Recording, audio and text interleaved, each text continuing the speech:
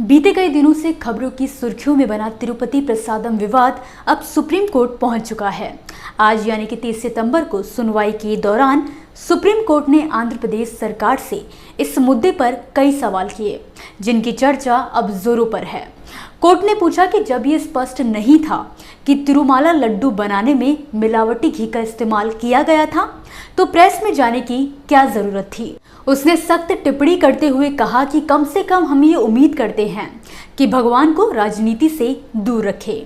आंध्र प्रदेश सरकार ने कहा कि हम जांच कर रहे हैं। तिरुपति मामले की सुनवाई सुप्रीम कोर्ट की जस्टिस BR गवई और जस्टिस KV विश्वनाथन की बेंच ने की है। आपको बता दें कि सुप्रीम कोर्ट ने आंध्र प्रदेश सरकार को फटकार लगाते हुए कहा कि आपको धार्मिक भावनाओं का सम्मान करने की जरूरत है। इस बात का सबूत कहाँ है कि ये वही घी था जिसका इस्तेमाल लड्डू बनाने में किया गया। शीर्ष अदालत का कहना है कि भगवान पर चढ़ाने के बाद प्रसाद बनता है, उससे पहले वह केवल तैयार की हुई मिठाई होती है।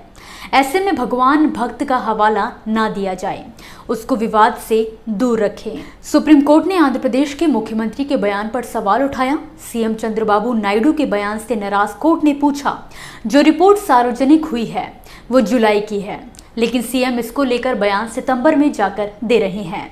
इस रिपोर्ट को देखकर लगता है कि कथित मिलावट वाला घी लड्डू प्रसाद में इस्तेमाल ही नहीं हुआ था। शीर्ष अदालत ने पूछा कि जब सरकार ने जांच के लिए SIT का गठन किया है, तो SIT के किसी नतीजे पर पहुंचने से पहले CM को प्रेस में बयान देने की क्या जरूरत थी। संवैधानिक पदों पर मौजूद लोगों से जिम्मेदारी की अपेक्षा की जाती है।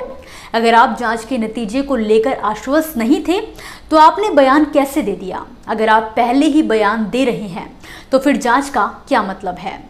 SG तुषार मेहता ने कहा कि ये आस्था का मामला है, इसकी जांच होनी चाहिए कि कौन जिम्मेदार था और किस मकसद से था। इस पर जस्टिस गवई ने कहा कि हाँ, बिल्कुल जांच होनी चाहिए। सुप्रीम कोर्ट ने इसके आगे कहा कि हम आपके रुख की सराहना करते हैं। हम तो यही चाहते, क्या जांच इस SIT से कराई जानी चाहिए? क्या ऐसा बयान दिया जाना चाहिए था जिससे भक्तों की भावनाएं प्रभावित हों?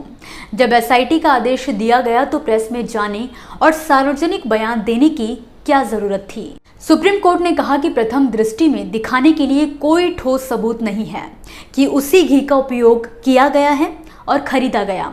जांच लंबित रहने पर भी जिम्मेदार सार्वजनिक पदाधिकारियों द्वारा ऐसे बयान दिए जाएंगे तो SIT पर इसका क्या प्रभाव पड़ेगा।